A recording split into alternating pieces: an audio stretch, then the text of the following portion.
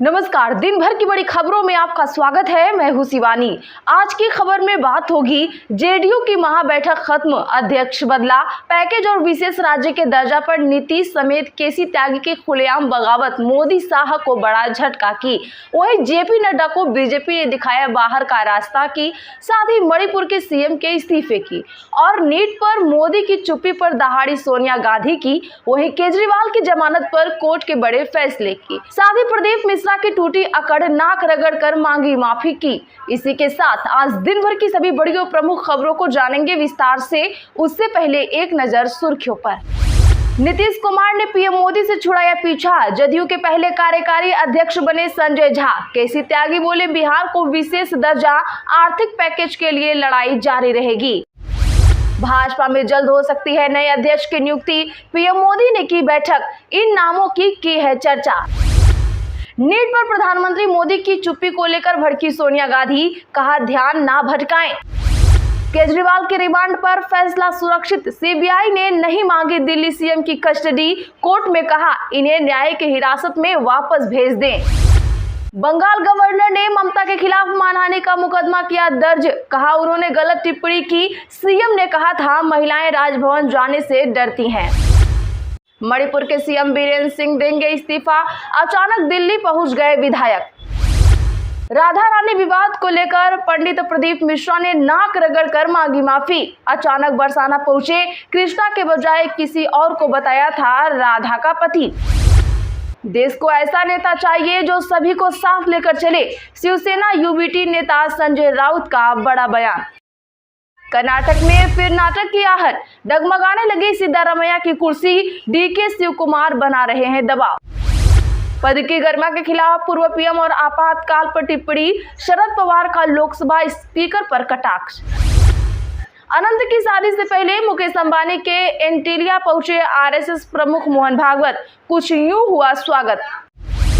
जबलपुर और दिल्ली के बाद राजकोट एयरपोर्ट की कैनोपी गिरी, भारी लापरवाही की वजह से हो रही हैं लगातार घटनाएं, 3 दिन में तीसरी घटना। चुनाव में बीजेपी से हार, नवीन पटनायक की बीजेडी ने बदला प्लान, संसद में विपक्ष को दे रहे हैं साथ। नकली शराब से मौतों के बाद जागी स्टालिन की सरकार, नियम और कड़े करने के लिए संशोधन विधेयक किए पारित। अयोध्या के श्री राम अस्पताल में भरा पानी, बिजली गिरने से 3 मरे, मथुरा में विधायक के घर घुसा पानी, पूरे प्रदेश में अलर्ट हुआ जारी। खड़गे ने सोनिया गांधी के लेख को लेकर पीएम मोदी पर साधा निशाना, कहा आम सहमति का उपदेश दे टकराव को भड़का रहे। श्रमकालीन न्यायिक विकास सम्मेलन में शेरजॉय चंद्रचूड़ ने बताई सामाजिक चुनौतियां, कहा हमें करना पड़ता है सामना। एनडीए की 3 परीक्षाओं की नई तारीखों का हुआ ऐलान, ऑनलाइन मोड में 10 जुलाई से 4 सितंबर के बीच होंगी परीक्षाएं, इनमें UGC net, CSIR net, NCT शामिल है। ईरान के राष्ट्रपति चुनाव में किसी को बहुमत नहीं, खामेनेई समर्थक जलीली और हिजाब विरोधी पजशकियान में टक्कर, 5 जुलाई को फिर होगा चुनाव। वेदीराम ने मीडिया से कहा सीएम को सच्चाई बता दी, मैं अंडरग्राउंड नहीं हुआ, नहीं मुझे गिरफ्तार किया, स्टिंग में केवल लेन देन हुई। चलिए अब जानते हैं बड़ी और प्रमुख खबरों को विस्तार से। उससे पहले वीडियो को एक लाइक जरूर करें, साथ ही खबरों को आखिर तक जरूर देख लें। जदयू के पहले कार्यकारी अध्यक्ष बने संजय झा, केसी त्यागी बोले बिहार को विशेष दर्जा दीजिए, आर्थिक पैकेज के लिए लड़ाई जारी रहेगी। दरअसल बता दें कि जदयू राष्ट्रीय कार्यकारिणी की बैठक में संजय झा को जदयू का कार्यकारी अध्यक्ष बनाया गया है। संजय झा पार्टी के पहले कार्यकारी अध्यक्ष हैं। बैठक में संजय को कार्यकारी अध्यक्ष बनाने का प्रस्ताव बिहार सीएम नीतीश कुमार ने रखा। कहा जा रहा है कि नीतीश कुमार पीएम मोदी से पीछा छुड़ाना चाहते हैं, इसलिए उन्होंने कार्यकारी अध्यक्ष नियुक्त कर दिया है। बता दें कि बैठक के बाद पार्टी के सीनियर लीडर केसी त्यागी ने कहा कि सीएम नीतीश कुमार ने राष्ट्रीय कार्यकारिणी के सामने ऐलान किया है कि अब वह हमेशा एनडीए गठबंधन का हिस्सा रहेंगे।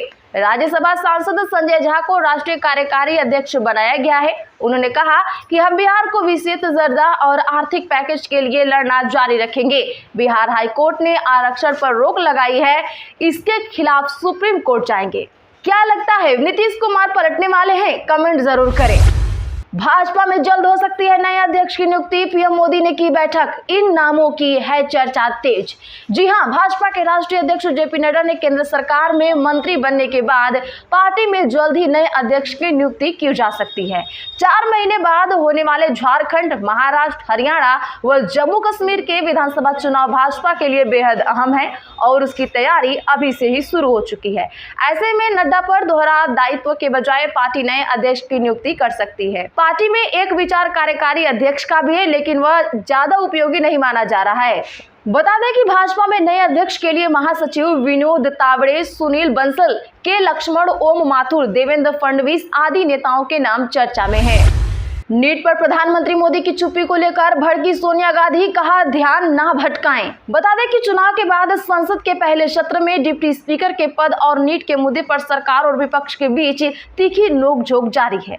इस बीच कांग्रेस की पूर्व अध्यक्ष और राज्यसभा सांसद सोनिया गांधी ने प्रधानमंत्री मोदी पर इन मुद्दों को लेकर जमकर निशाना साधा है।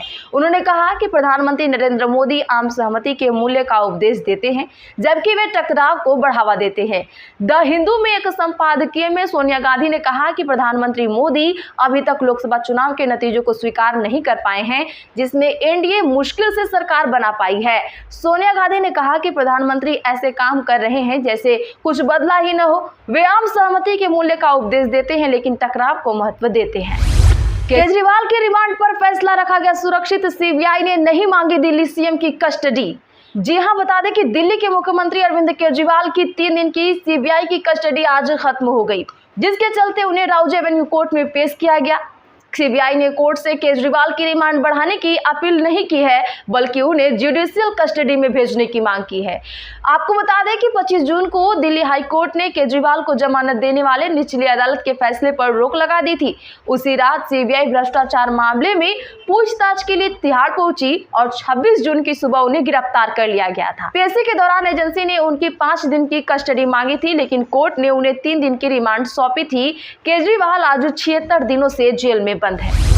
मणिपुर के सीएम बीरेन सिंह देंगे इस्तीफा, अचानक दिल्ली पहुंच गए हैं विधायक। जी हां, आपको बता दें कि मणिपुर में हिंसा की खबरें अभी आए दिन आती रह रही हैं। इसी बीच अटकलें हैं कि मणिपुर में नेतृत्व परिवर्तन भी हो सकता है। इस बीच एन बीरेन सिंह सरकार के ही विधायकों के दिल्ली पहुंचने के बाद इस तरह के कयास और भी तेज हो गए हैं। हालांकि सीएम बीरेन सिंह ने इस तरह के कयासों को कोरी अफवाह बताते हुए खारिज किया है। उन्होंने कहा कि कुछ लोग अपने निजी स्वार्थ के चलते इस तरह की अफवाह फैला रहे हैं। हालांकि उन्होंने इस बात को स्वीकार किया है कि उनके कुछ विधायक दिल्ली पहुंच चुके हैं। उनका दावा है कि मणिपुर में जातीय हिंसा के समाधान के लिए वह बीजेपी केंद्रीय नेतृत्व के नेताओं से मुलाकात करने गए। राधा रानी विवाद को लेकर पंडित प्रदीप मिश्रा ने नाक रगड़कर मांगी माफी, अचानक बरसाना पहुंचे, कृष्ण के बजाय किसी और को बताया था राधा का पति। दरअसल बता दें कि कथावाचक पंडित प्रदीप मिश्रा ने राधा रानी के जन्म और विवाह से जुड़े अपने बयान पर माफी मांग ली है। वे आज बरसाना पहुंचे, राधा रानी मंदिर में नाक रगड़कर माफी मांगी, दंडवत प्रणाम भी किया। इसके बाद मंदिर से बाहर निकले, हाथ जोड़कर ब्रजवासियों का अभिनंदन भी किया। मीडिया से बातचीत में उन्होंने कहा, मैं ब्रजवासियों के प्रेम की वजह से यहाँ आया हूँ। लाडली जी ने खुद ही इशारा कर मुझे यहाँ बुलाया। मेरी वाणी से किसी को ठेस पहुंची है तो उसके लिए मैं माफी मांगता हूँ। कर्नाटक में फिर नाटक की आहट, टगमगाने लगी सिद्धारमैया की कुर्सी, डीके शिव कुमार बना रहे हैं दबाव। बता दें कि कर्नाटक सरकार और कांग्रेस पार्टी में घमासान मचा हुआ है। वहां मुख्यमंत्री बदलने की मांग तेज हो गई है। सीएम सिद्धारमैया की अपने डिप्टी सीएम शिव कुमार की वर्चस्व की लड़ाई उजागर होने के बाद कांग्रेस आलाकमान आलोचनाओं का सामना कर रहा है। आलोचकों का कहना है कि केंद्रीय नेतृत्व अंदरूनी कलह को दूर करने में विफल रहा है। शिव कुमार को उम्मीद है कि सिद्धारमैया सरकार के 5 साल के कार्यकाल के बीच में ही अपना पद छोड़ देंगे, लेकिन सिद्धारमैया ने पद छोड़ने की कोई इच्छा अभी तक नहीं दिखाई है। आपको बता दें कि मुख्यमंत्री सिद्धारमैया और उप मुख्यमंत्री डीके शिव कुमार के बीच सीएम पद के लिए रस्साकसी बीते विधानसभा चुनाव में कांग्रेस की जीत के साथ शुरू हो गई थी। हालांकि उन्हें उप मुख्यमंत्री का पद देकर शांत कर दिया गया था। ईरान के राष्ट्रपति चुनाव में किसी को बहुमत नहीं, खामेनेई समर्थक जलीली और हिजाब विरोधी पजेशकियान में टक्कर, 5 जुलाई को फिर होंगे चुनाव। दरअसल बता दें कि ईरान में शुक्रवार को हुए राष्ट्रपति पद के लिए चुनाव में किसी भी उम्मीदवार को बहुमत नहीं मिला है। किसी भी उम्मीदवार को बहुमत के लिए 50% वोट नहीं मिलने के कारण अब अगले शुक्रवार को फिर से चुनाव होंगे। इसमें सबसे अधिक वोट हासिल करने वाले शीर्ष 2 उम्मीदवार सईद जलीली और मसूद पज़ेश्कियान के बीच मुकाबला होगा। बता दें कि चुनाव आयोग के प्रवक्ता मोहसेन इस्लामी ने कहा कि चुनाव में 2 करोड़ 45 लाख वोट पड़े। इसमें सबसे अधिक 1 करोड़ 4 लाख वोट मसूद पज़ेश्कियान को मिले। दूसरे नंबर पर सईद जलीली और जिन्हें 94 लाख वोट मिले। पेपर लीक में फंसे योगी के विधायक ने कहा, मैं अंडरग्राउंड नहीं हुआ, न ही मुझे गिरफ्तार किया, स्टिंग में केवल लेन देन। मेरे नेता ने सीएम योगी तक सच्चाई पहुंचा दी है। मैं अंडरग्राउंड नहीं हुआ, न ही मुझे गिरफ्तार किया गया। हमारे बहुत सारे दुश्मन हैं। यह सब प्लांटेड तरीके से कराया गया। पूरे मामले की जांच होनी चाहिए। पेपर लीक स्टिंग में फंसे सुभाष विधायक वेदीराम ने अपने अंडरग्राउंड और गिरफ्तार होने की खबरों के बीच मीडिया से खास बातचीत में यह बात कही। दरअसल बता दें कि 26 जून को उनका एक वीडियो सामने आया जिसमें वो पेपर लीक कराने की बात कह रहे हैं। समझ नहीं आ रहा है कि अब तक इसको गिरफ्तार करके बुलडोजर क्यों नहीं चलाया गया। कमेंट जरूर करें।